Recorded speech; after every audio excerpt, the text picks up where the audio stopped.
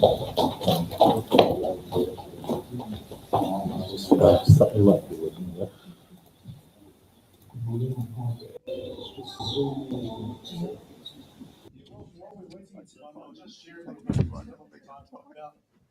Copa Roberts and the Ballot. So Sam and his awesome team are actually based down in Cornwall and Wellington, and they travel around the country. The mission is to increase the accessibility of local council elections, which can be quite happens out there, not to me here. And also to create 4 channels for the voters to engage directly with our candidates. And so under this team, we've actually travelled up from Wellington to be here, such as the commitment to testing on stream. Yeah, transparency, engagement, and it's all self-funded. Wow. So what about yourself? Where do you come from? Oh, I'm come from here, from South Africa. Oh, you're local. Yeah. Yeah, local. And so when I heard that David Pro Sam was in town just a couple of days ago, I got on the phone and said, hey, what can we do to help? And, yeah, so that's a bit of what's brought us here. You can hear me on stream or just Discord. Been doing the Sky Magic dance. Yeah. When there's 2 buttons to push and who's got the second one. Yeah, so I appreciate your Go ahead, Stacey. with the awesome team who's travelled around the country. It's not just local council elections that they come in Brody. support, Yeah. but also crossing right now to the man himself. Awesome. And that's an applause. Okay, good evening, everybody. Tonight, these candidates are vying for your first preference vote in the Pāpāmoa Ward in this local body elections. But with every election, there's one thing standing in their way, and that's your vote.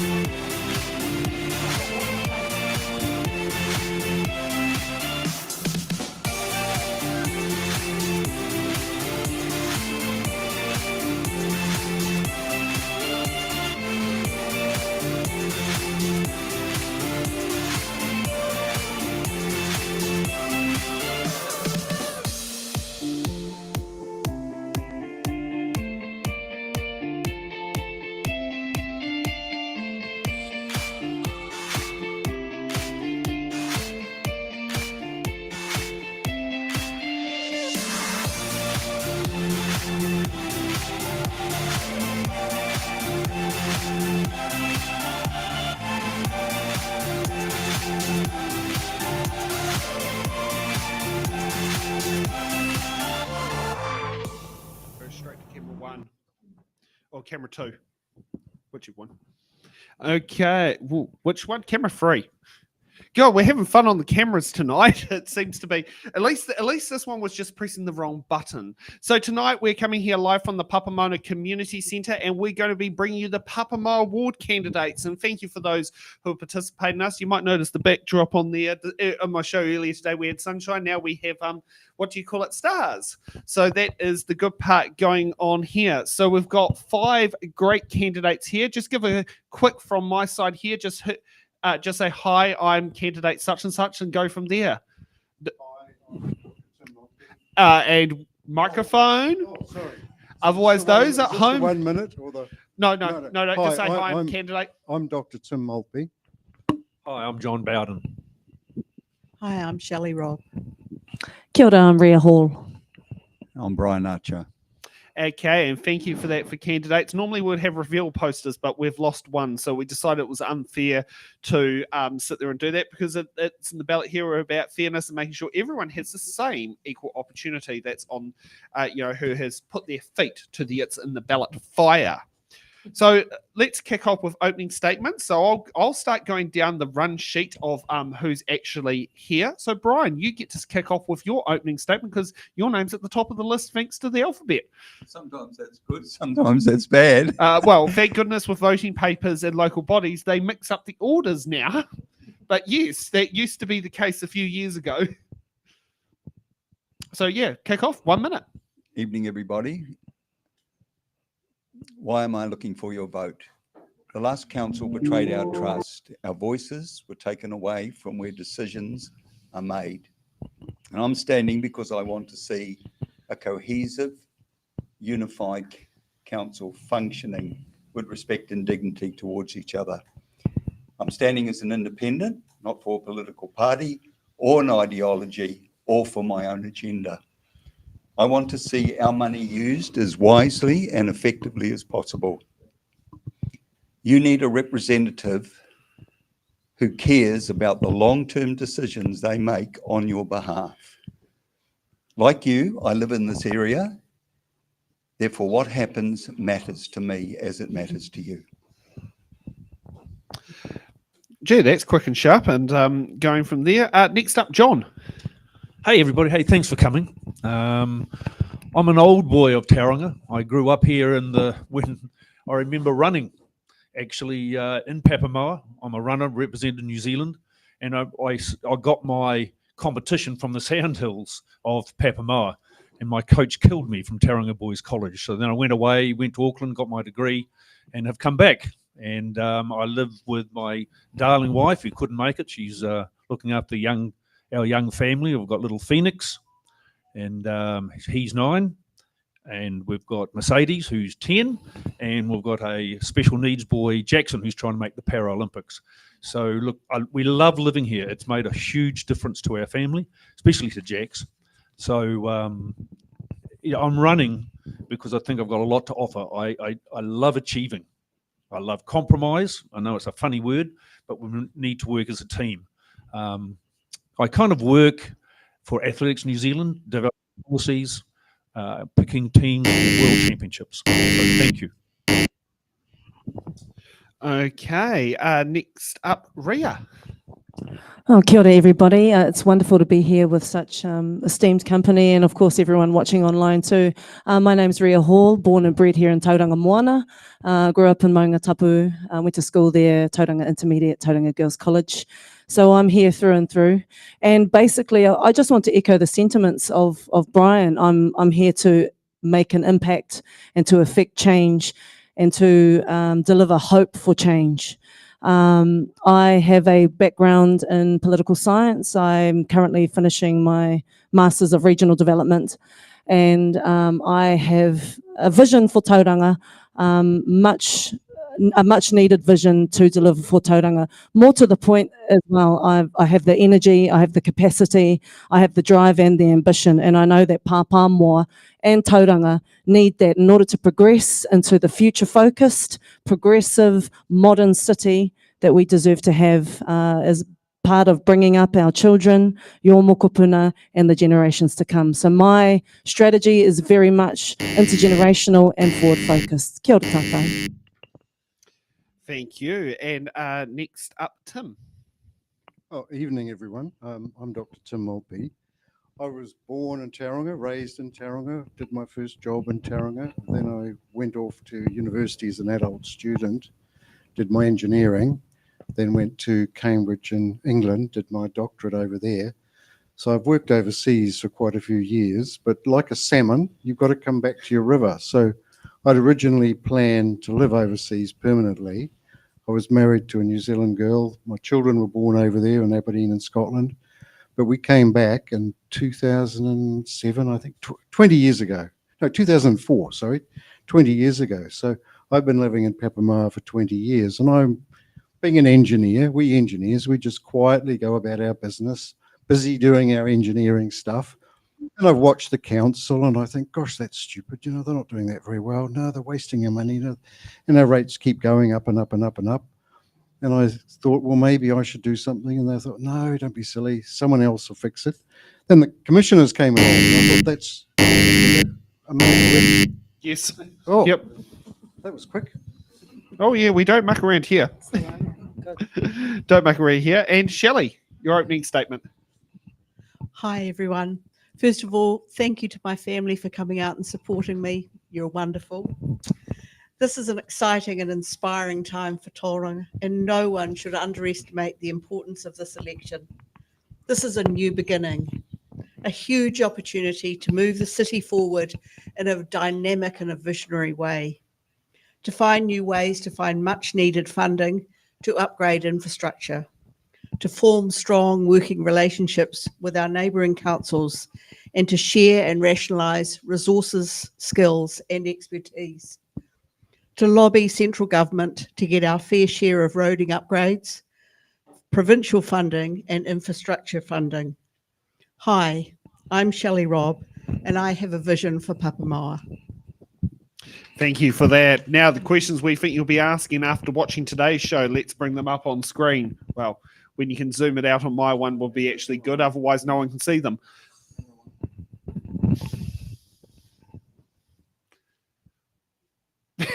Well, they ain't camera one. Okay, so let's kick it off there. Will Rotorua to Papamoa drivers soon be heading via Tauranga to avoid a toll road? Will Buckingham Palace be opening a branch in Papamoa? And is Papamoa about to become the most public transport-friendly suburb for wheelchair users?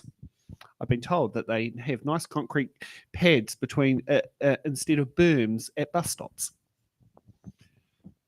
So let's kick off with the start of the show. So how we do things on here is each candidate gets to sit there and pick a box number, and then they get 1 minute to answer the question.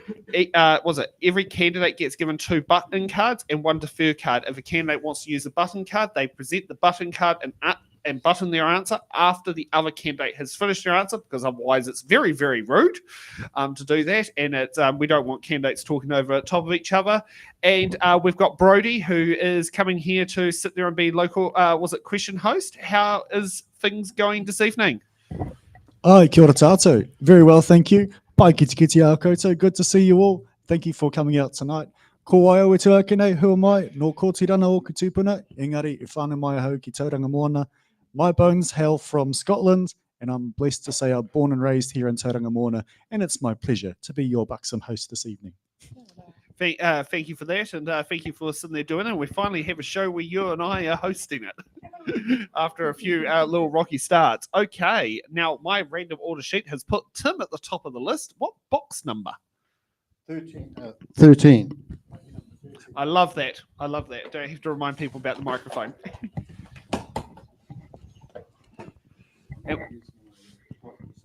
Ai, kia ora Tim. Te pātau tuatahi mō tēnei pō. Our first question this evening is question J, for those following at home. What are your thoughts on charging, I'll start again. What are your thoughts on charging commercial rates on houses used for Airbnb? If this is the case in Tauranga, will this be on houses that are only used for Airbnb, or will this include houses that the host lives in and rents out bedrooms? Hi, well, if Airbnb is a commercial operation, there are some batch owners who do it just to help pay the mortgage, but there are other owners who have 2, 3, 4, 5, 6 Airbnb properties. They should definitely be paying commercial rates because they're doing commercially.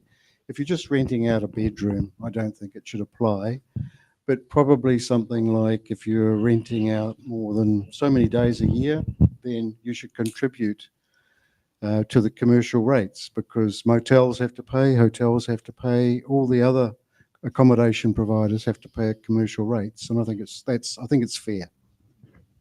And just for those who have some context out there, Lakes Rotorua District Council is going out. I'm not sure if they finished consultation, but I know it was a hot topic that made national media news.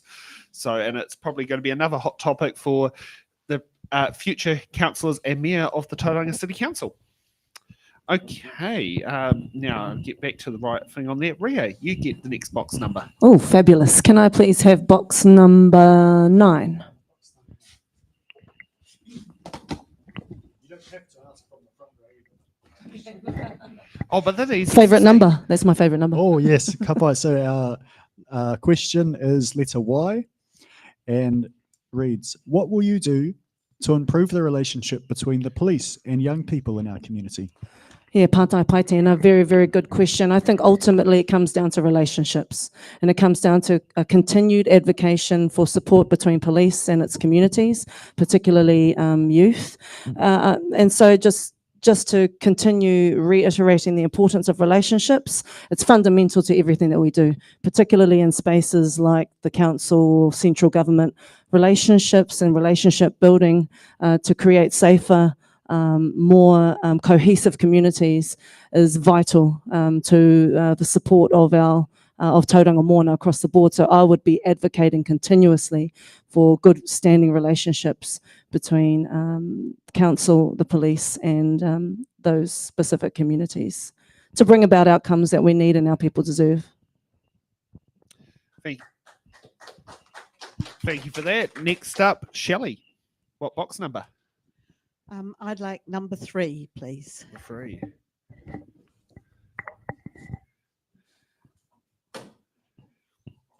And is that, was it what you asked after number 1 and number 2 for the preferences? No, definitely 1 and 2.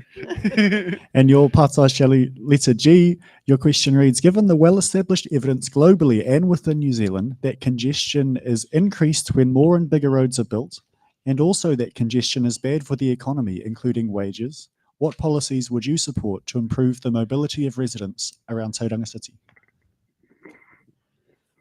One of our biggest problems, and one that I'd like to face the minute I get into council, is these raised crossings.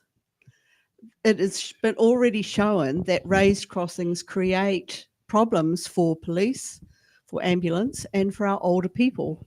And having to take my husband to hospital over a number of occasions over the last few months, I have found that the raised crossings have been absolutely unbearable for him. And I am yet to find somebody who can prove to me that they actually do what people want them to do. Thank you. Okay, John, what box number? Let's try 21. Oh yes, the voting age when my now 96-year-old grandmother first voted. Kia ora, John. Yeah, thank you. Letter V for you. Right. With crime and violence on the rise, what measures... V for Victor? V for Victor, apologies. Get our phonetics on. V for Victor reads, with crime and violence on the rise, what measures will you take to ensure the safety of students walking to and from schools and in public spaces? Yeah, I love that question. Look, we live out by a school, and I know that would be great to have speed limits, especially outside schools. So that's the first thing. Got to go back to 30 to 40k. It's just one of those things that it's too dangerous for kids on scooters now. They're on bikes, they walk, they run, and so speed limits for me outside schools has to be one of the big reasons why we do. Look, I think the second thing I'd be doing, we as a council would be working with the schools. I know they have a great scheme where the kids are learning about crossings, and so I think that's imperative. And finally, I believe that, like my compatriot here said about the raised crossings, they need to go as well in terms of student safety with bikes coming to school. Thank you. Okay, next up, Brian, what box number? 4. And for those at home, box number 4.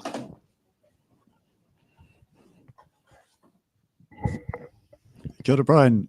Box number 4 has letter AA, and your question reads, how will you support youth leadership and civic engagement programs?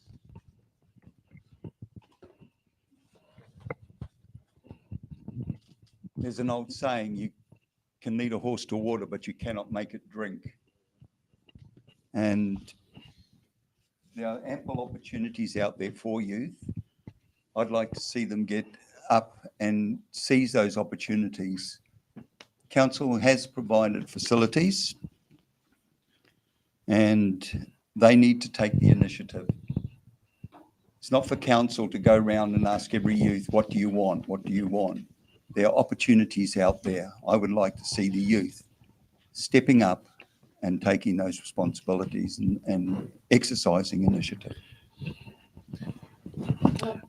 Yep. We've got Rio with a button. Yeah, further to that, I think it's more about the systems that are provided for our rangatahi to be able to engage in democracy. And so for me, it's more so about being able to create the conditions so that youth can thrive in these spaces. So things that are central, such as citizen assemblies, where youth are able to come together as a cohort and then feed in directly into council, using direct democracy and accessibility to their councillor and their mayor.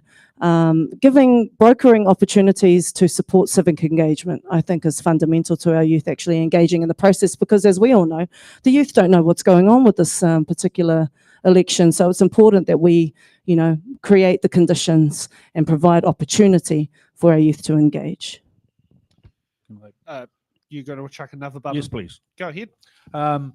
Look, I'm on the World Mountain Running Council, and I started an athletes commission. I'd love to see a youth council or something similar, because I believe then you hit the schools. So you hit Papamoa College, you hit the intermediate schools, and you get representatives by starting a youth council, which, and in special meetings at the council, we invite a representative from that youth council to come in and speak on behalf of young people. So it's important that we form relationships with schools and set up a council. I'd love to see a youth council be set up so we can use that as well. Okay, and now we're for round 2 on the questions. Rhea, what box number? Let's go with box number 15.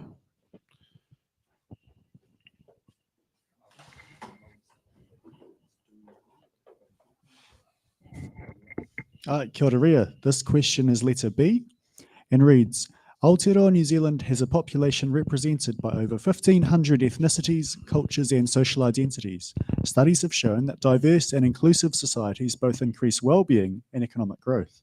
How would you actively improve Tauranga Moana's sense and celebration of its diverse society? Pātai tino pai tērā. Great question. And part of my suite of offerings, as part of my priorities, is focusing on creating just that, a more socially cohesive and connected society, and diverse voices need to be included in the decision-making process. If we are to have any real success in celebrating our uniqueness, it's all good and well to say that we are a unique society, but what actually are we doing to implement that with some substance and actual teeth? So again, citizen assemblies are a great way to try and bring those communities together, using direct democracy, deliberative democracy as the mechanism by which these communities can finally be heard. Because as we've all experienced, or as we've all seen, that's not necessarily the case, particularly at local government level. So I'm really energized by creating those kinds of conditions again. I think you can kind of cut and paste these situations and apply them to so many different scenarios. But I do believe that deliberative democracy is a wonderful way to get minority groups involved in our processes and to have their voices heard. Okay, Brian, what box number? For 7.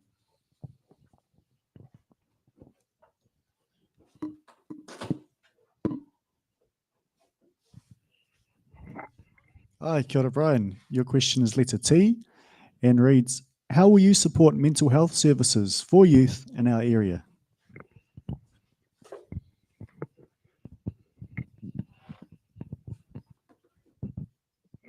There are government agencies out there that do this sort of work already.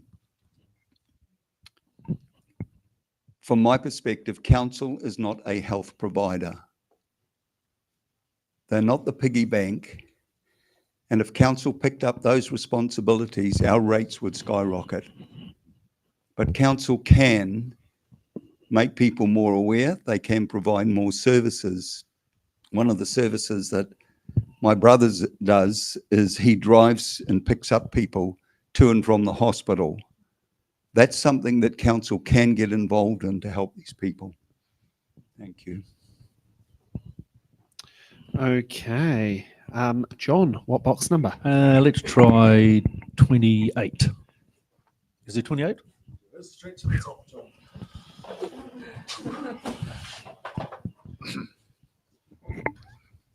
Your pātai reads, letter X, And we have for you, what initiatives will you implement to reduce crime and make our neighbourhoods safer? Right. Like Rita said, I think relationships with the police, I've started chatting to some of them already in Papamoa to find out really what is going on in our community. And I'm going to do more of that. I notice at Ted and Henry's, where I frequent, they're always there at 10:30 having a cup of coffee. So my first practical solution is actually talk to the police in a setting where everybody can have a chat. And I know they do that really well. Secondly, I think developing close-knit communities in our neighbourhood. I know we speak to our neighbours really, really well. And it's hard because, for example, our double garage door was left open all day until, well, it would have been all day. I'd left, I sat on my butt and pressed the button to the garage door. Fortunately, our neighbour saw it, rang us up. We said, go into our house, there's a button on the wall, can you put it down? But nobody had stolen anything for 4 hours. So I think because we've got a neighbourhood watch type of thing. So thank you. Hey. No problem, Shelley, but with button. I'd just like to add to that. First of all, I think we have the most amazing neighbourhood watch working, particularly in Papamoa, and a big shout out to the work that they do. I think it's absolutely incredible. And the second thing is that I think we need to continue to promote good lighting in areas and also cameras to help with the crime and to reduce some of that crime and to make our people feel safer as they move around. I think one of the most beautiful things about Papamoa is that we can and should feel safe in our community. Okay. Shelley, what box number? Number 27, please.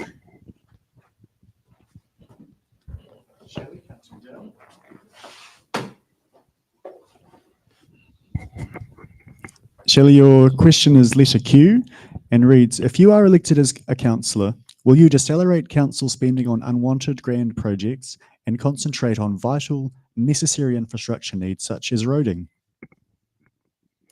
Great question for me because the answer is no. I really believe that we need to continue with the blueprint that's been set out for us. I think that some of the work that's been already set out is absolutely amazing, and I think that our community has benefited greatly from being a wonderful place to live, play, and grow.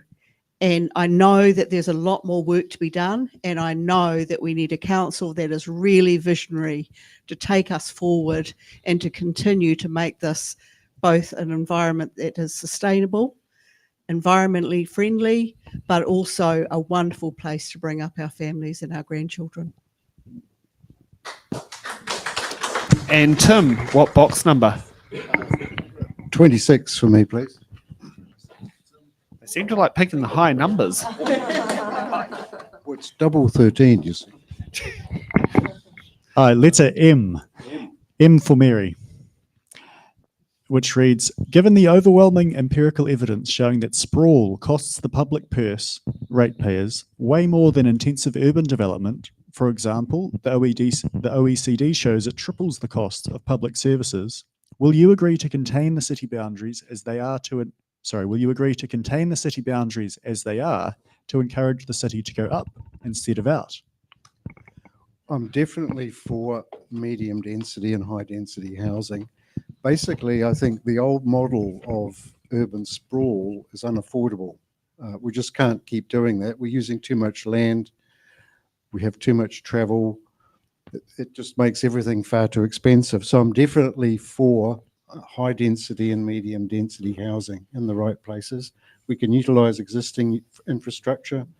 It does bring problems. I think what you have to do is also try and create commercial shops, commercial and light industrial areas so that people don't have to travel all across the city to work or play.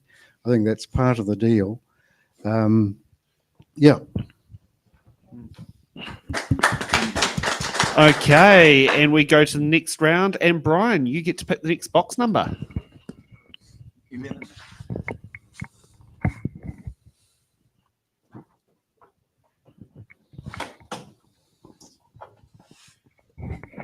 Hi, Brian, tēnei tō pātai. This is your question, letter K.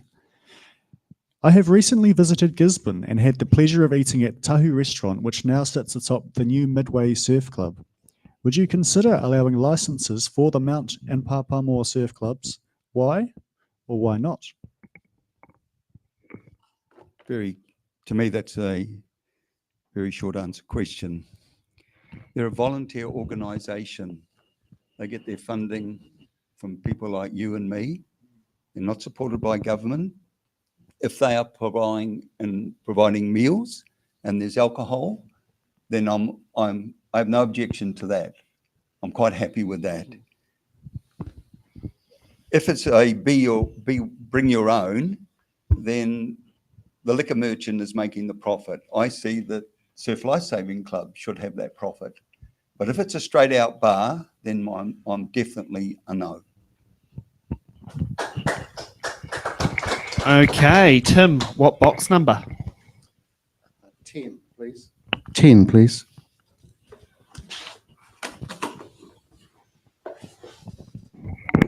Tim, tēnei tō pātai. This is your question, the letter R. R.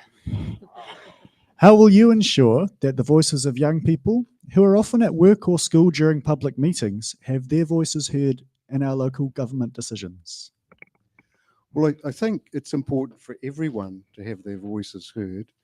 I mean, the whole of Tauranga has a problem getting to meetings. We have a big problem with participation when we have feedback and consultation.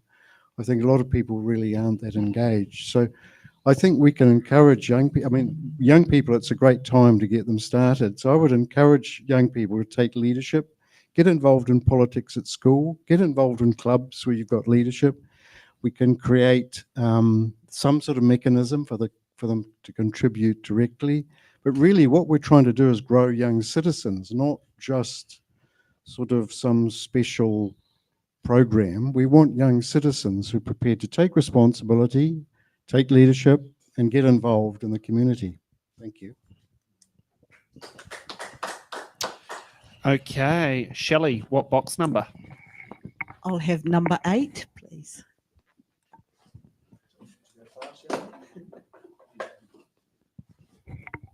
Shelley, tēnei tō pātai. Letter F. Yes or no? Do you support the establishment of Māori wards? Do you support the Treaty of Waitangi? Why or why not? Another great question for me. I like the idea that we have a Māori ward this time, and it's going to be really interesting to see how it works and to give a very valuable voice around the council table. And I also support a referendum should it be made to have one before the next election. Okay, and we've got a button from Ria. That's a very on the fence answer there, Shelley. You either support it in its full capacity and its democratic standing as a ward, or you don't. With this situation, you can't be sitting on the fence saying that you support a referendum but you support the wards, because that doesn't politically make any sense. There's no cohesion in that kind of response. So what I'd like to encourage is a clear response that shows that you're decisive in what you offer up to the community. Okay, and Ria, your microphone's back up again for another box number. Excellent. Can I please have number 12? Oh.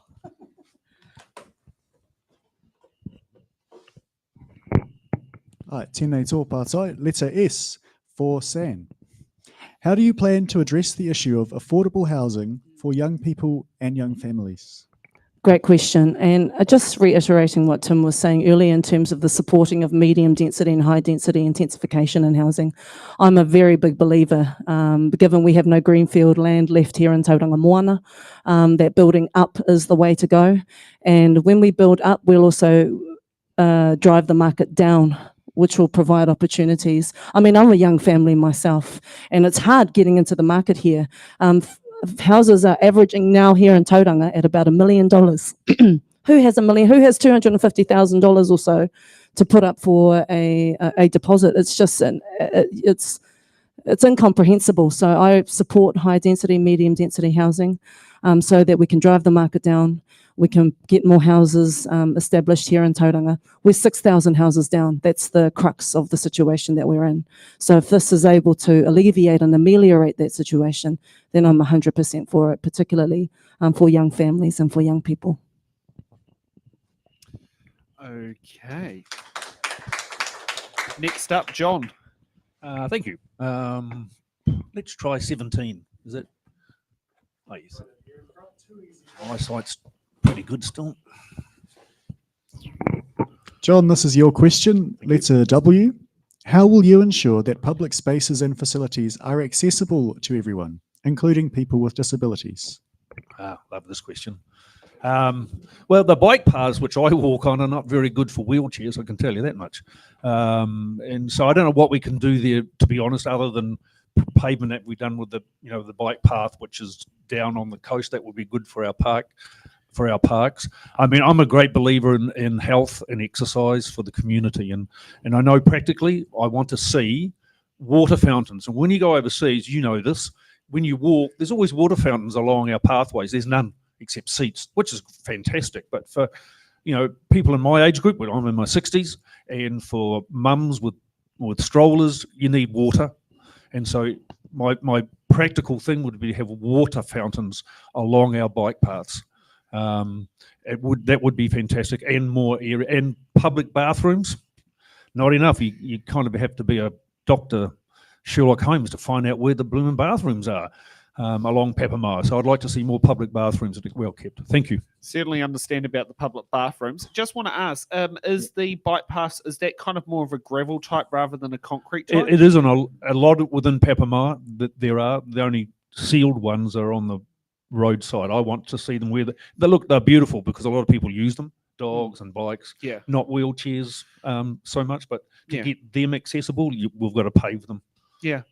Which is I know that's a money. curiosity thing from me, just like, because something on there, and I certainly relate to the bathroom part as someone who does fruit and vegetable deliveries during the week. So it's always fun trying to find a good quality, clean bathroom. Some people say I'm fussy as the ladies are when it comes to the bathrooms, and I would agree. No. Yeah. Yeah. Thank Okay. Next round on the order list, and John, you get to go up first. Dear, oh dear. Let's try 14. Is that still there? I love it how all the candidates here are so observant on the numbers. And this is across multiple shows. It's not just this board. Appreciated. John, tēnei tō pātai. Your pātai reads, it's letter Z for Zulu. What are your plans for implementing sustainable practices and green initiatives in our area? Man, we have to get this recycling done much better. Look, I'll be honest, I got told off for putting the wrong stuff in my bin. I've got to look at the numbers. It's an educational thing, I think, and we can start young at schools. And for example, I've got my two littlies doing the recycling at 9 and 10, because then they have to read at the back so I don't get into trouble with my recycling man who told me off. Quite nicely, he did. Very nice. But so we have to educate. I have to take personal responsibility in doing it properly. Love the idea of recycling, but it just it's up here first and foremost, and you need to do it. I think we're fortunate that we've got a great recycling centre next door to Papamoa, really. So that's fantastic as well. So I want that upgraded and made more available. Thank you. And for those at home, it's the 1, 2s, and 5s. Is that what is the Yeah, local 1, 2s, and 5s. Yeah. No, I can't read do number the same 5. job It's for just Grandma hopeless. as well, having to ask me what the numbers are. I've had to start getting glasses. Yeah. Brian, what box number? Number 19.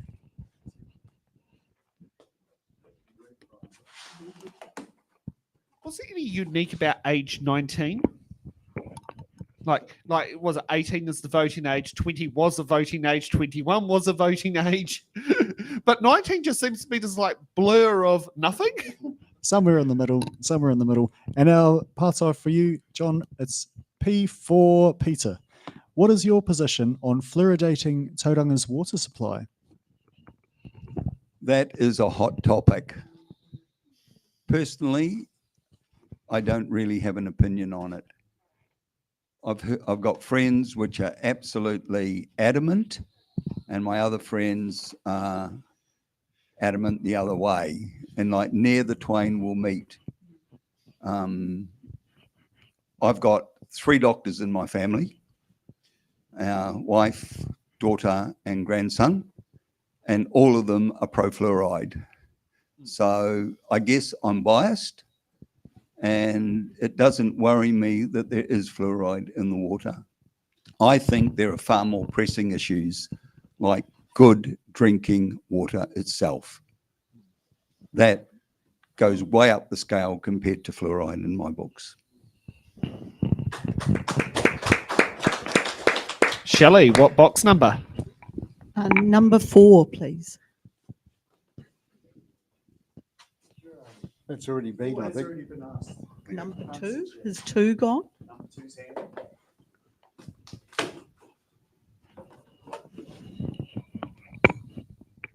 Number 2 for you, Shelley, letter H. For Harry, do you wish to promote or delay public transport measures for Tauranga? I would like to promote more public transport for Tauranga. I think that it's an in Papamoa particularly, the buses do get used quite a lot, and I walk from our place up to the mall fairly regularly, and there's always people in the buses. I also really like the idea of the ferry from Mount Maunganui across to the main city. I think that would be just a really fun thing for people just to jump on and do as much as anything, as well as relieve some of the congestion on those roads. I noticed that in the plan, council have been working on and are working on improving the road into Mount Maunganui. But I think that more public transport or other forms of public transport could be reviewed and looked at in the future. Okay, Tim, what box number? And now the TV's turned off. Let's go for 16. 16. 16.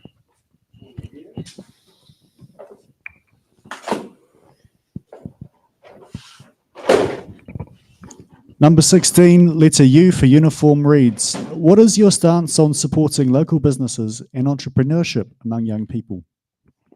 Well, I think it's a very good thing, and it's something that kids can start doing at school. It's also something that really has to come from themselves, but we can give them a little bit of assistance. You know, there are clubs, there's business associations that sort of encourage this kind of thing. My feeling with council activities is that we should get behind community initiatives rather than try and do it as a council. So if there are community initiatives to support entrepreneurship, then council can get behind it. But council's not really in that business of doing it themselves. Okay. Button? Yes, chucking a button. I would just like to say that one of the concerns that I have is that with the opening of like the Sands, that the Papamoa local community, the Plaza, Fashion Island around here, that they are not lost in that transition to opening a new shopping centre. I totally support new business coming into the area, but I just think that we have to empower council to ensure that those business communities are also strongly supported. And so we don't lose and end up with another area of people not using it. So I'd just like to make sure that that is in line with where we're moving to as new areas, new commercial areas come online. Okay. Ria, what box number? Box number 5, thank you. Oh, the good old age you start school at. Should we lower the voting age to 5? I'm sure my 5-year-old would say yes. Have they lived in the ward for 28 days? Tēnei tōpātai, letter I for Indigo.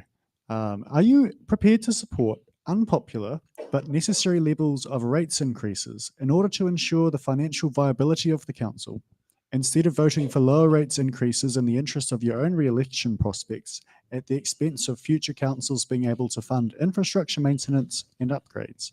Yeah, great question. And obviously always going to be a hot topic is the issue of rates. Now, from what I understand, and I actually support the introduction of 2 other rating schemes, that being the industrial rate system and the commercial rate system, that alleviates the burden from the residential ratepayers, which is, you know, crucial at this point in time. We're living in a housing crisis. We're living in a time where everything is incredibly expensive. So any way to ameliorate that, the burden off the ratepayer, is something that I absolutely support. And so these 2 initiatives broker that opportunity to ensure that rates are kept at a minimum, or at a level that's maintainable, without any kind of inflation occurring. So I completely support that. Okay, now we're on for another round. And John, what box number? Gee, I like the look of the shock just then. What? Oh, Oh, it's just like, whoa, it's my turn. it's my turn. Let's go for 20. Is it 25? Your eyes are on, John. Start with John. Yeah.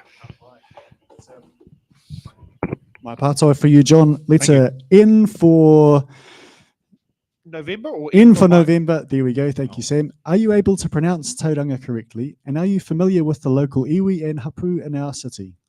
Tauranga. I used to say Tauranga when I was at school. That was terrible pronunciation. And I'll be honest, no, I don't. For that second half, I need to. And I was, as a teacher, taught history and the articles of the treaty. So I need to do that on a personal level and as a family. So quite happy to do that and learn. But no to the second part of the question. Okay, Tim, what box number? Box 20, please. Box number 20. Oh yes, the voting age for I think it's 50s or 60s it went down to from 21. A long time ago. I don't. Yeah. Our letters read AB for the one and only. All Blacks. All Blacks, how will you make sure that the needs and concerns of young people are a priority in your policy making? Good question, but as council, we have to look after the whole community, not just one group. No one group should be the priority. We're supposed to look after everybody, all groups, big, small, fat, skinny, tall. I mean, obviously young people are a concern, but so are old people and everybody else. So I think we really need to make sure we look after everyone properly, rather is what I would like to do. Thank you. Okay, Ria, what box number? Let's go. Box number 18.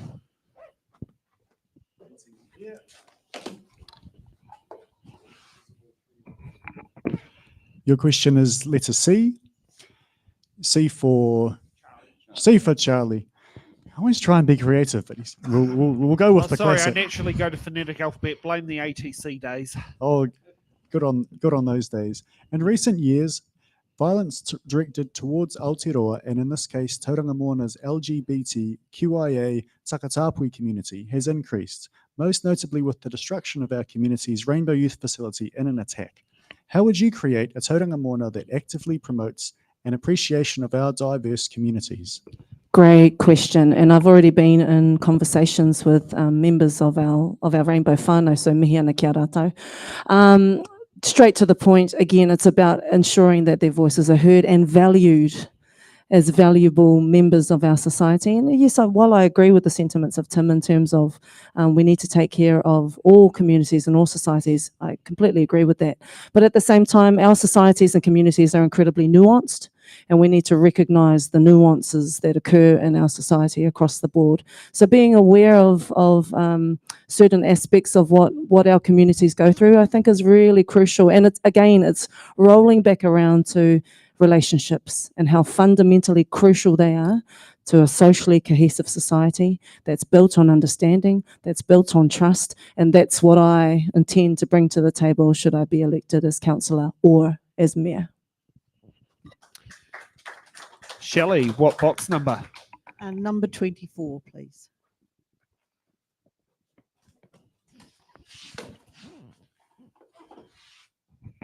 Number 24, Shelley L for Lima. Do you support the proposed CBD stadium? Yes, I do propose the stadium. However, if you look at the projected ideas for it, it's actually not going to be started until 2024. So it's not one of those projects that's immediately on the 2029, I'm sorry. One of those projects that's immediately on the table. It is one of those future projects, and it will be one that will be looked at by the new council quite seriously, I think.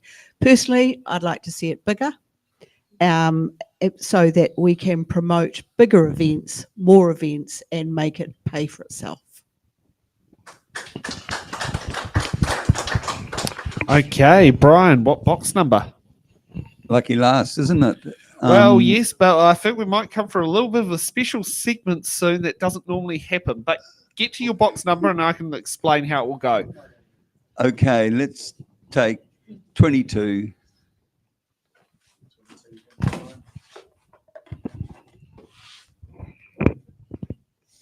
Oh, it's a long one. Bear with me. Tēnei tōpatai. Brian, your question is, letter D for Delta. The most vibrant and successful cities on earth have grown societally and economically, in part through abandoning concepts of homogenous societies and embracing the diversity of our populations. Aotearoa New Zealand has a population represented by over 1,500 ethnicities, cultures and social identities. How would you grow Tauranga Moana through actively celebrating all peoples who call our city home? I'm going to use my defer card and I want to give it to Ria because I think she's answered 2 of these type questions already and I've really appreciated her answers and I support her. Thank you, Brian. That's very gentlemanly of you, even though I feel like I'm, getting past the buck here, the proverbial buck, but that's fine because I totally agree with many of the sentiments that you've expressed this evening.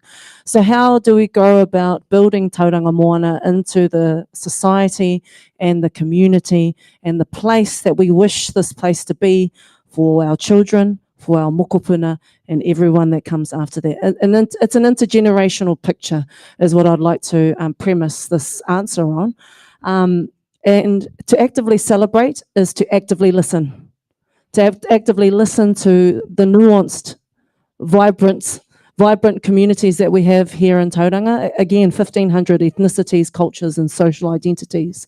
While that seems like a large number, it's actually not hard to listen, particularly if you've got councillors and a mayor at the council chambers and at the table that are doing exactly that and have the mechanisms in place in their particular communities to empower that and to enable that.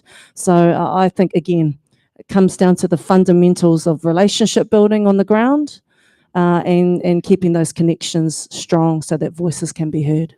Kia ora.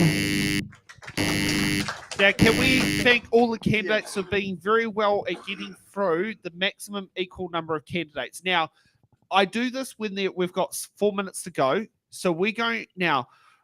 Stacey, tell me in my ear, what box numbers are there, Brody? We have boxes number 1, 6 and 23. Give me a number in my ear, Stacey, and then we'll make that box a interim hard-hitting question that will get all candidates to give a quick fire answer on.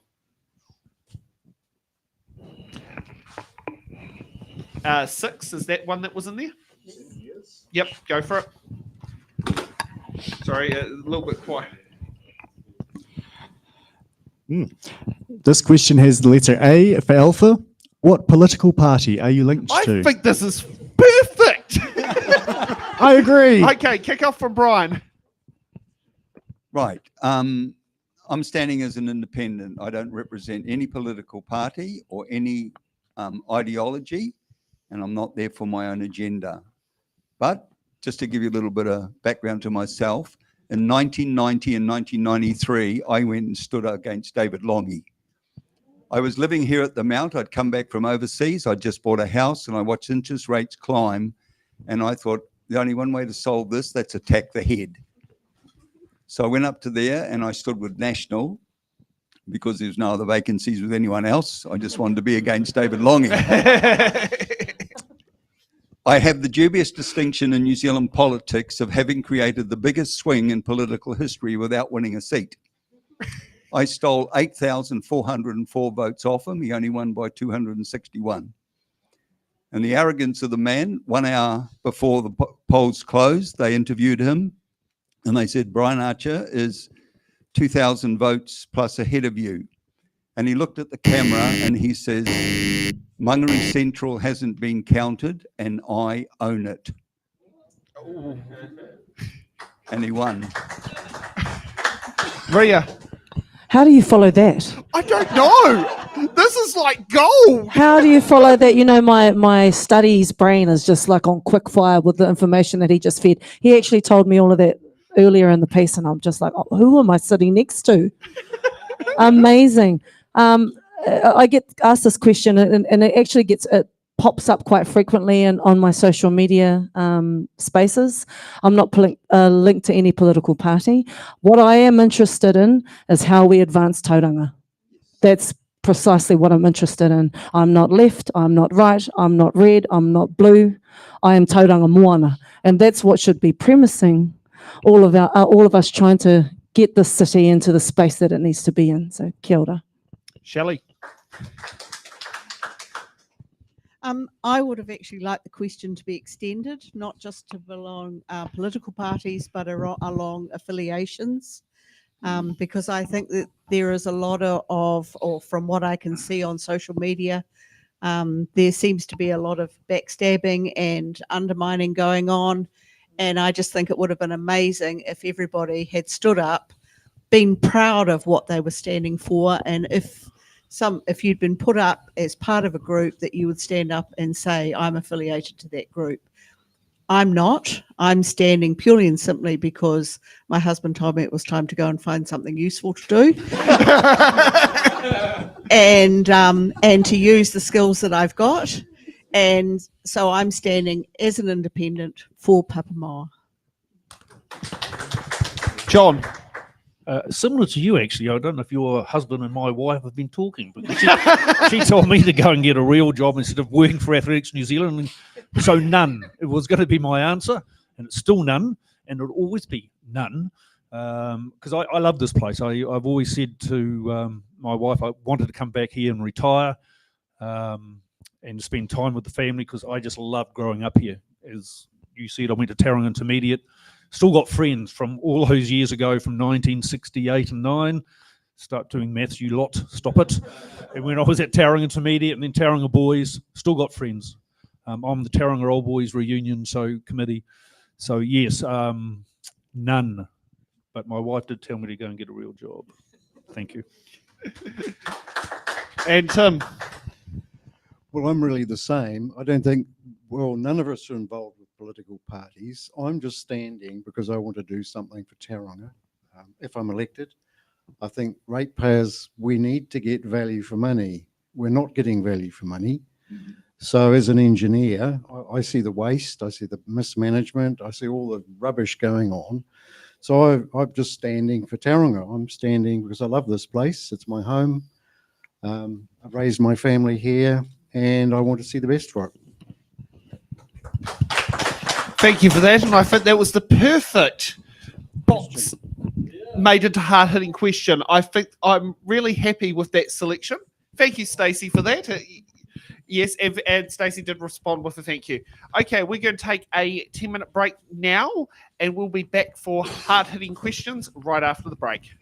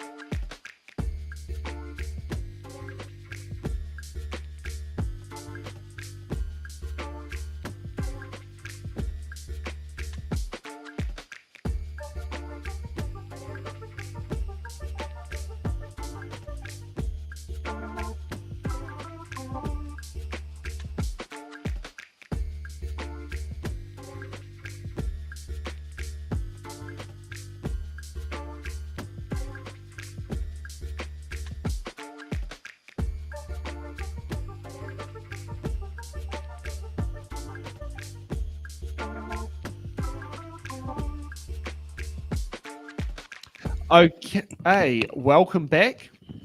And now let's get ready for hard-hitting questions.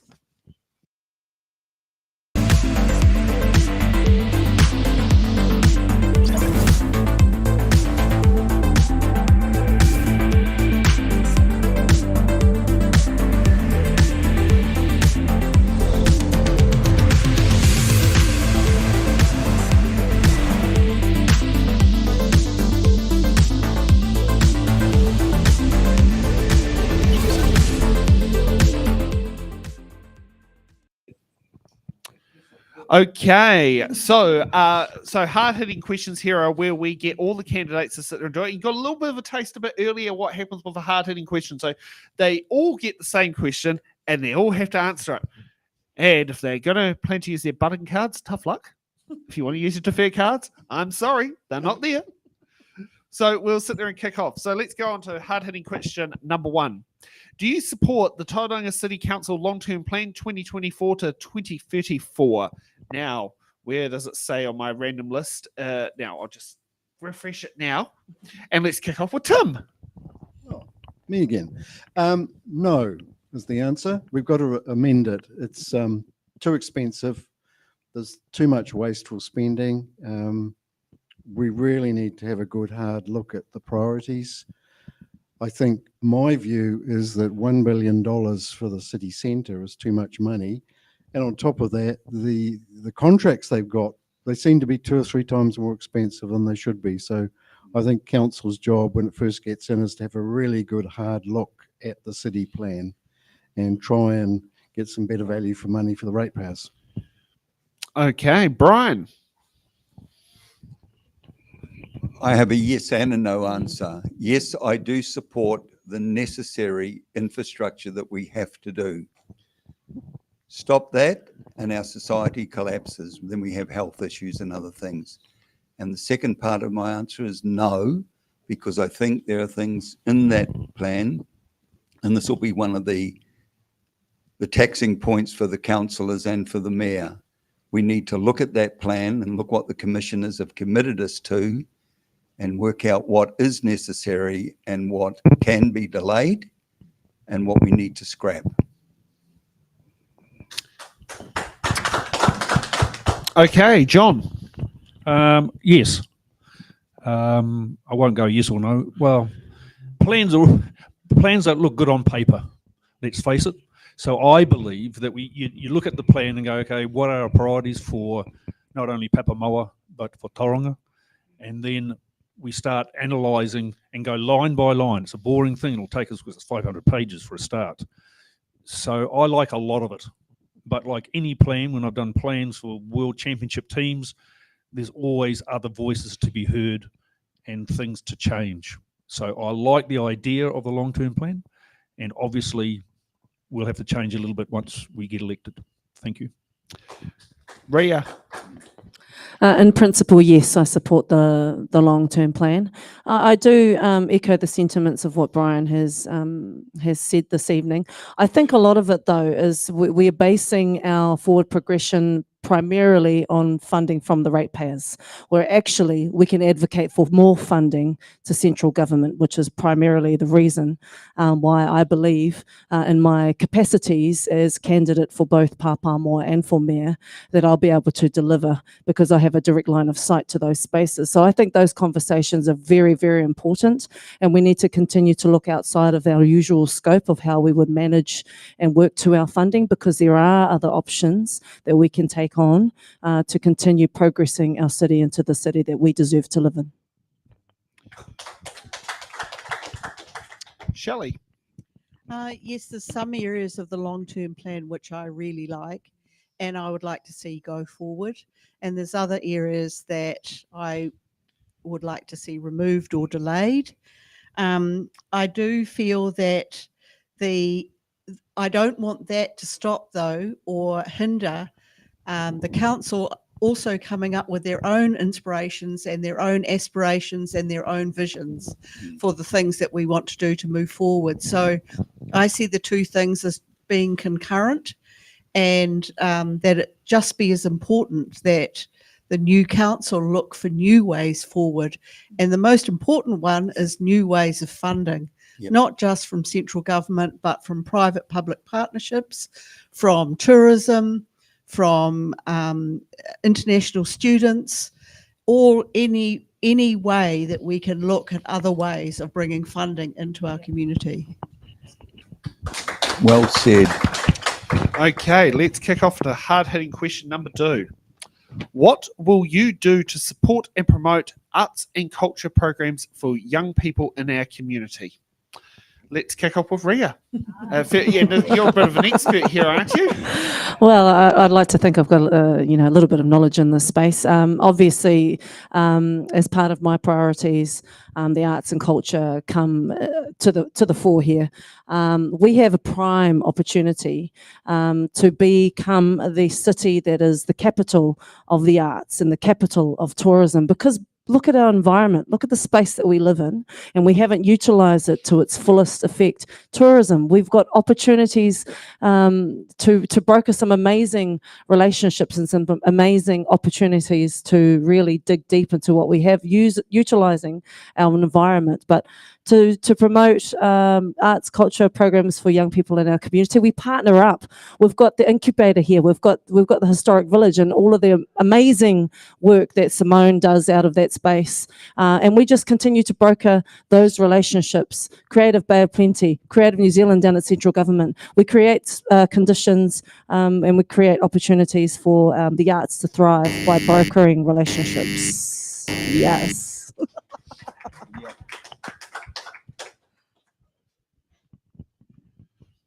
Okay, John.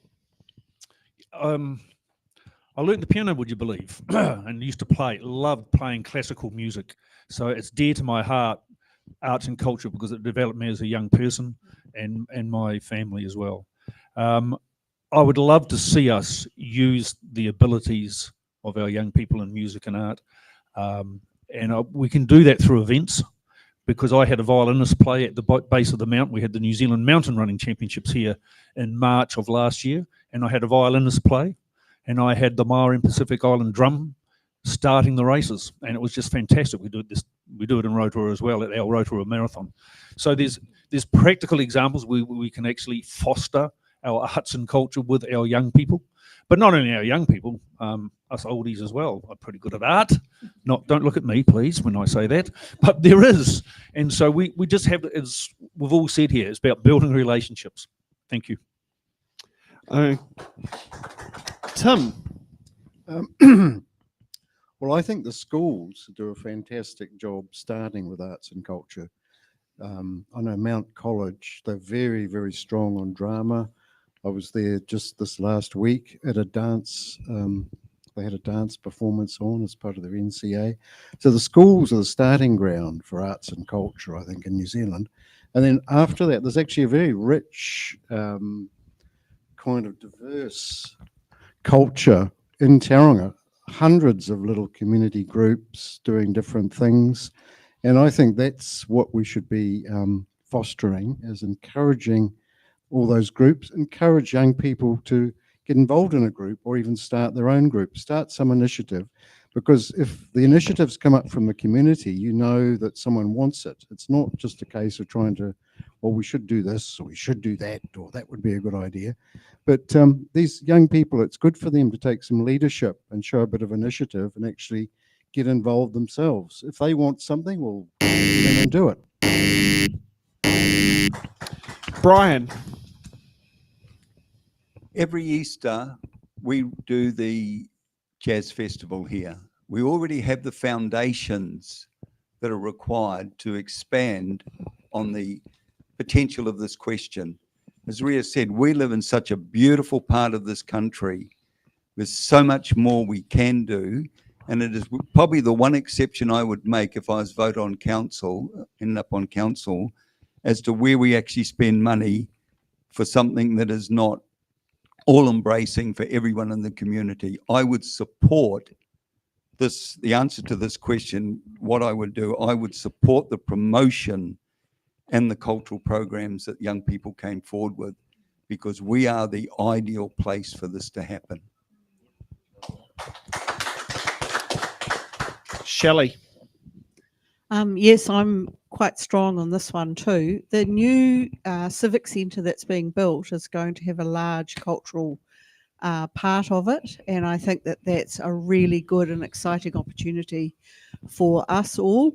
And I also think that the historic village is being very underutilised at this point, and I would love to see some revitalisation and some development, further development money allowed for that to become a real cultural centre for our community. I think that there's a huge opportunity there. It's an amazing place, and it not only allows for arts, but also allows as a performance space and an opportunity for people to grow in that area. So I'd like to see that some money being put forward for that. Okay, so now let's move on to hard-hitting question number 3. What steps will you take to make sure local government is transparent and accountable? That feels like Penny Bright wrote that from the dead. Yes, I did have some good work with that, and that would be something that she would sit there and ask. Shelley, you get to go up first. I would really like to see that our new council shows a diversity of not only culture but of ages. I'd like to think that we have a broad spectrum of ethnicities and of age groups on our council, and I know with 10 people that's going to be difficult. But looking at some of the wards, there are some very talented young people standing, and I'd like to think that you can look at our ward and see that we have some very talented older people standing who bring a whole new set of wisdom to the council table. And I hope that that we get that diversity. I hope for robust, respectful debate, because I think that's important about how we make decisions. And then when we leave the council chamber, we leave acknowledging other our differences, but acknowledging that we've made the best decision for Tauranga and the greater community. Brian. When I looked at this question, the key words to me in this are transparency and accountability. And I can only speak for myself here, but for me, it is me being loyal to you people who elect me. Serving you, not myself. It is showing respect to my fellow councillors, including if we have difference of opinions and views. It's being accepting them. No backstabbing like we saw last time, and committing myself to work as a team, not as individuals who has his own agenda. Thank you. Okay, Tim. Good old Tauranga, the home of backroom deals for years and years and years. And what are we going to do about it? Well, to me, we have the elected members, and if you want transparency and accountability, you need honest elected members who haven't got an agenda and are there to serve the community. If you've got honest members, you'll get transparency and accountability. If they're dishonest and have got agendas, it'll all be hidden under the table.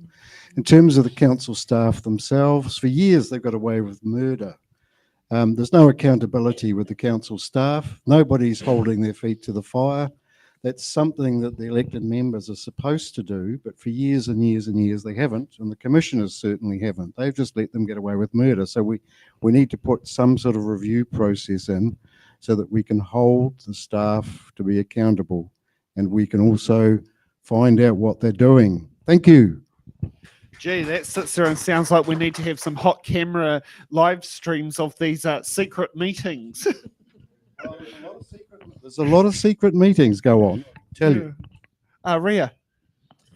I think the good thing about someone like me is that I have a really fresh viewpoint and approach to this particular next iteration of council. And I believe that if we are all on that same way of thinking, this will transpire into a council that is transparent and accountable.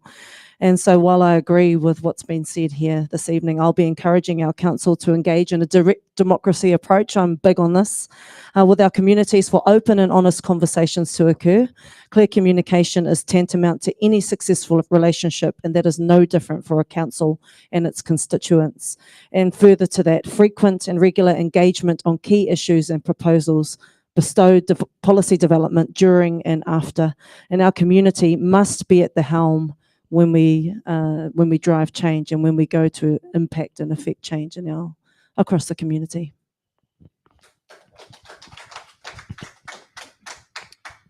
Okay, John. Yeah, well, I agree with everything that's been said. I'm going to have two practical things. I'm going to have a meeting every 2 weeks at Robert Harris and one at Ted and Henry's.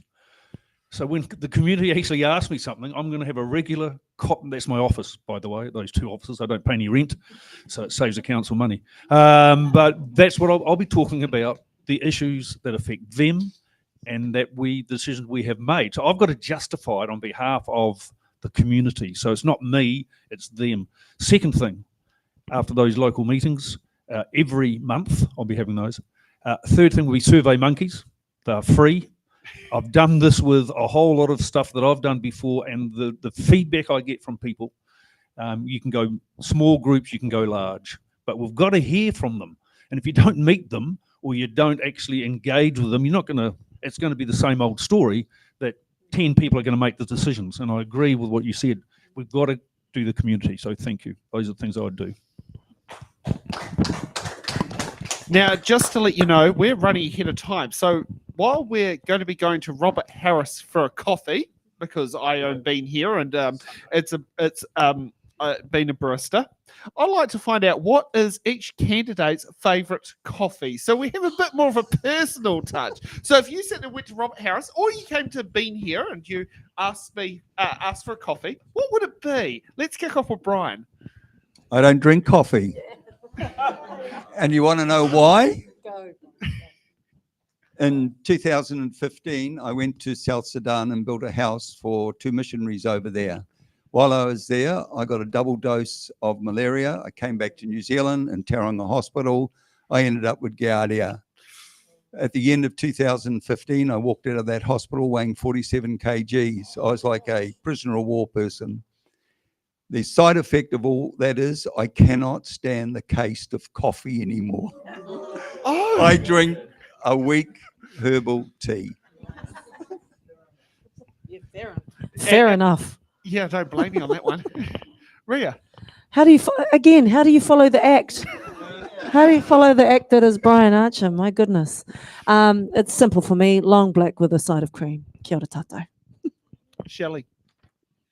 Well, we actually make our own coffee, and so our coffee beans we get from this wonderful little coffee shop in Taupo, and I will actually make the trip over there once a month just to buy them. Nice. John. Me, it's easy, flat white, no sugar because I'm sweet enough. Well, my wife told me I should say that. And a chocolate chip. Oh, no, sorry, I tell a lie. That's raspberry and chocolate chip muffin to go with it. You just can't have coffee without supporting your local cafe by whatever they've made. I like the philosophy. Tim. Well, I like making coffee at home. It's what I have to do every morning before my eyes open properly. So I just have plunger coffee at home. And that's just pick and save cheapo coffee. But if I do go to a cafe, I just get a latte or, whatever I feel like on the day. Fair enough. And open for transparency, I am allergic to dairy. So it has to be an alternative milk. And I'm a big fan of either the coconut mocha or a coconut hot chocolate. And I've even got our candidate liaison here hooked onto coconut flat whites. Yeah. I think, did you ditch the sugar with coconut? Yep. Yeah. He's, ditched the sugar on it. That's why his skin is so smooth. So yes, that's my little fluff question for the show where we get to sit there and do it. Now let's get to the fun part of closing statements. And Ian, can you hit the 2-minute countdown clock instead of the 1? If you'd like to give, so I'm going, because we're running ahead, I'll give every candidate a 2-minute closing statement. How does that sound? Sounds good. Okay. And I'll just get a random order number. Brian, you get to go up first. I started first, so I guess I finished first. Right.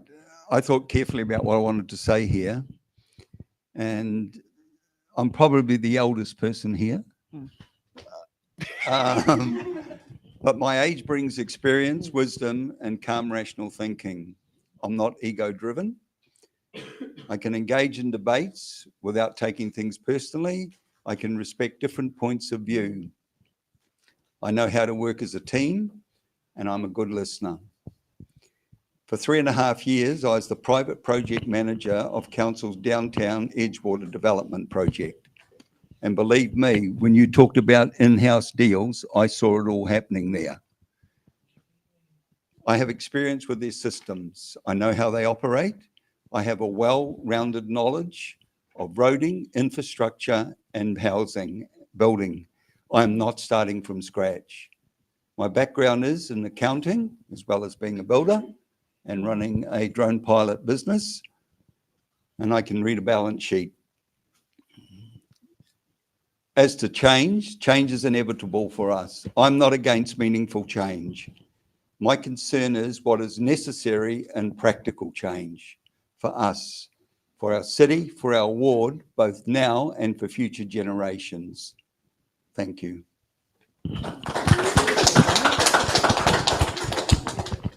Okay, Tim.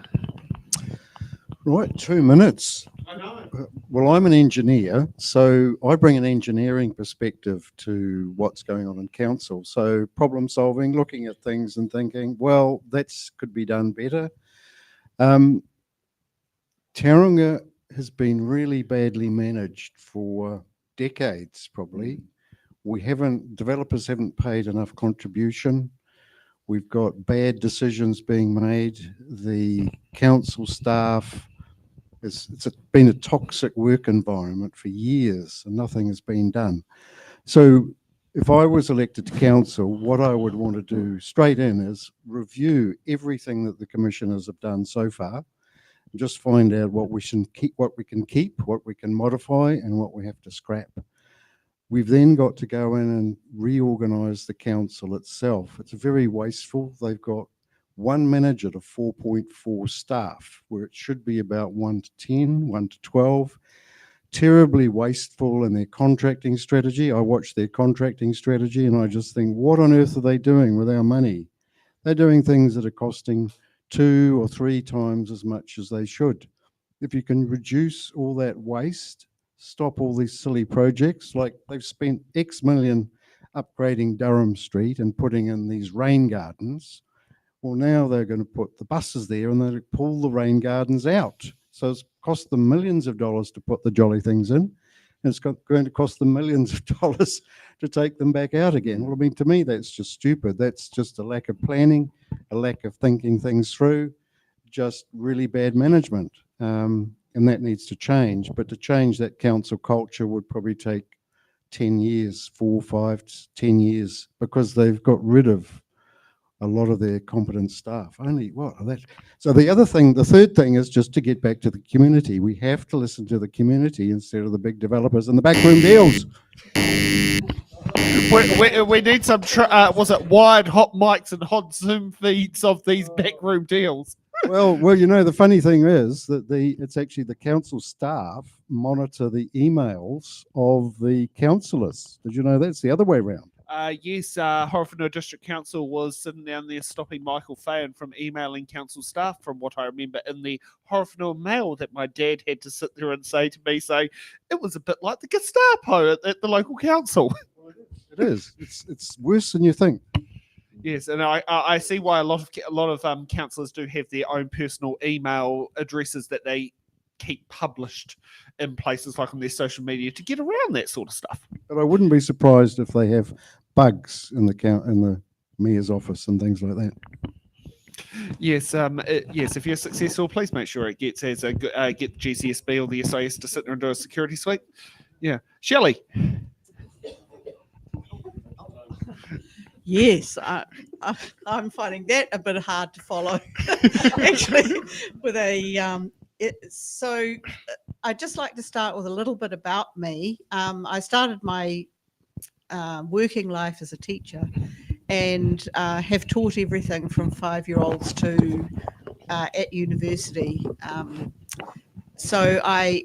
I have spent my entire life jumping from one side of the desk to the other. So I got a master's in education, and then thought that business education, or the business of education, was important to be pursued.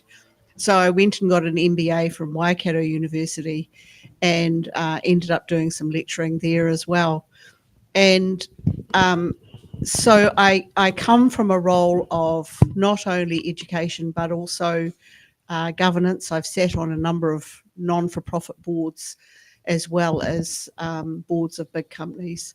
I've been part of IOD, both in Auckland and in Waikato, for a number of years, and recently retired during COVID, which is why now we've done all the lawns and all the things that need to be done around the house, and it's time to move on in our big wide world. So I believe that the commissioners have left us with a blueprint for moving forward. The new council will have to review it, but I don't want that to hold us back on being progressive and innovative. There will be changes within council, but our role is a governance role, and our role is purely and simply to ask for those reviews, to set the parameters for those reviews, and to ensure that they are done. I'm sure that there is wasteful money in council, but I don't want that to be our sole focus. We want to stay visionary, and this is an opportunity for us to move forward. I look forward to meeting the people of Papamoa. Vote Shelley Robb for a strong voice around the council table, because I'm standing for you. John. Yeah, hi. My dad always told me I had one mouth, two ears. So he said at an early age, "What do you think, John, that you should do with those three things?" So I learned to listen. I'm a running coach. I've got to listen to my athletes, and so my big thing I'll go back to: we've got to listen to the community. We've got to be focused on them. It's not my personal point of view. For example, I like the stadium where it is. I'd like to move it closer to Papamoa because I live in Papamoa. So selfishly, for the athletic kids of Papamoa Athletics, which is 250 odd members, the second biggest, I'd like the stadium moved. But when I've actually asked people, they don't want it moved. So my role as the councillor is to listen and go, right, it stays where it is. Simple. I might not agree with it, but that's just me. Secondly, we've got to be inspirational and visionary, as already said. Love those words, but it means something. It has to be practical when we do that sort of stuff. So we have to have practical solutions to roading. As I said, for example, that road at Papamoa Beach Road is horrible. And for some reason, and the Domain Road actually. So practically, I'd love those things to be fixed. Because when I've talked to people at the mall here, the big thing for them was practical things, roading. The rates should be done at inflation, not high or fixed. Those are the key issues. Safety. I love the idea of the lighting. Makes sense to me. Things have to make sense. And I love listening, and I love practical solutions. It's all about solutions that force our community to be better. Last thing, my family loves it here. And that's the reason I'm standing. I'd love your support. I don't care if it's 1, 2, 3. Well, no, I don't want 7 or 8. That's not fair. I'd love it. I just love your support because I think I can add value with my experience, being on boards, and the community. Thank you. Okay, Ria. Oh, kia ora, everybody. Firstly, I just want to say thank you to my fellow candidates who have put their hands up, put their hats in the ring. It is a very, very brave and bold move to do that. And I've really enjoyed this evening sitting next to you all and hearing your points of view. So e mihi ana ki a koutou katoa e aku rangatira. For me, well, my campaign is premised on a hope for change. And so that's my primary focus. And while some discussions may appear in the passive, I'm very much focused on solutions-based outcomes. And so my mindset will always be moving towards a more positive way to look at how we can solve the issues that have plagued our city. We have a primary opportunity right now to engage in a process that hasn't been engaged with adequately. I think Brian and I were discussing before some 40% turnout last local government elections. They're hoping this time round for around 50%, but why only 50%? How come we can't get other people involved in this process? Well, I believe that this particular version of elections will garner so much more support.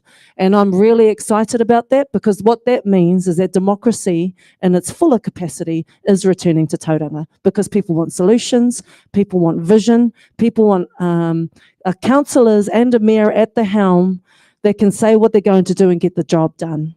Of course, with the community at the head of the table as well, the community being the focus point for every single decision that comes out of that house. I have governance experience. I've sat on a number of national boards. I am a business owner. I've owned a business for nearly a decade. So I'm not just some young face that's come out of the song books. I'm actually a practical person to vote for. So I do encourage you to vote one for Ria Hall. Kia ora. Now, here's the very important part of the show. Whoever becomes the elected councillor for the Pāpāmoa Ward will have to, on the final iteration, to have achieved at least 50% of the vote plus one. So when it comes to ranking your candidates, your second, third, and fourth and fifth preference votes are just as equally as important as that number one. But make sure you put the number one on the ballot paper, otherwise the computer reads it as an invalid vote.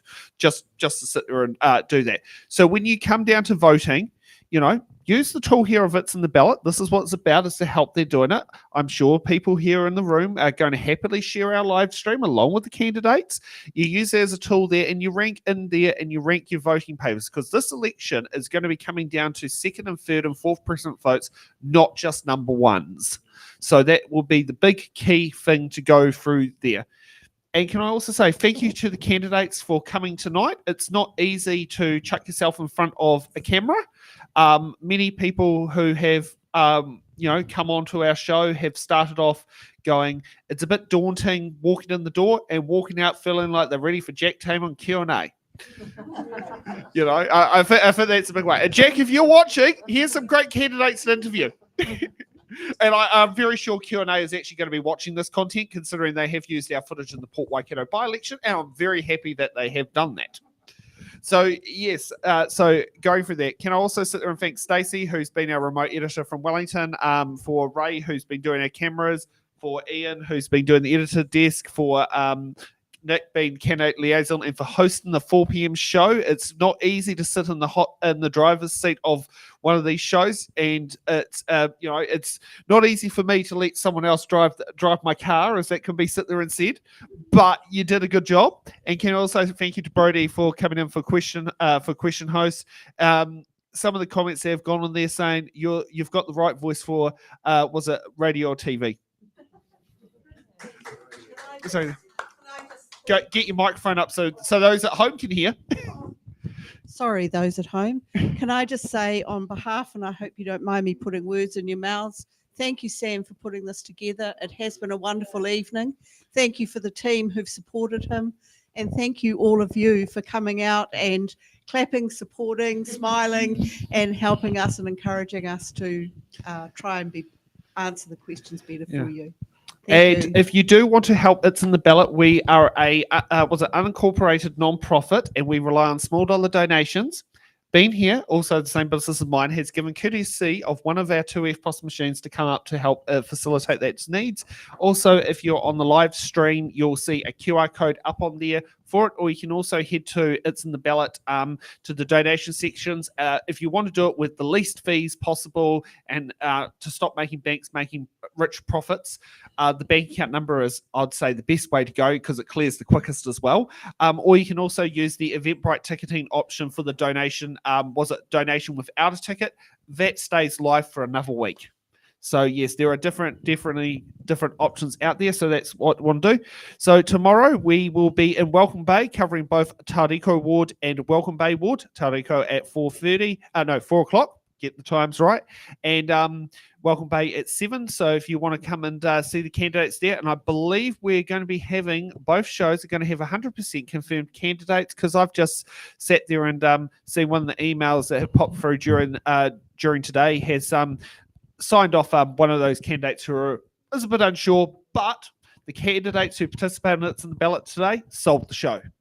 So we'll sit there and do that. So yeah, and join us at 7 p.m. on Friday for the mayoral debate. This is going to be very interesting because I think it's the first time we have 15 candidates. We're going to make a very interesting job. We're probably going to run on overtime, but hey, you know, we've got to give everyone that fair chance to say, and the local paper will be live blogging it.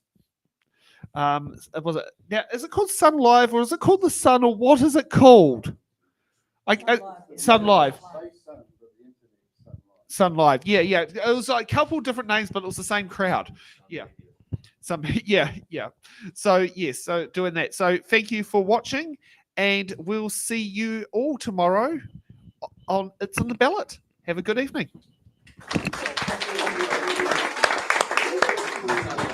Level 1.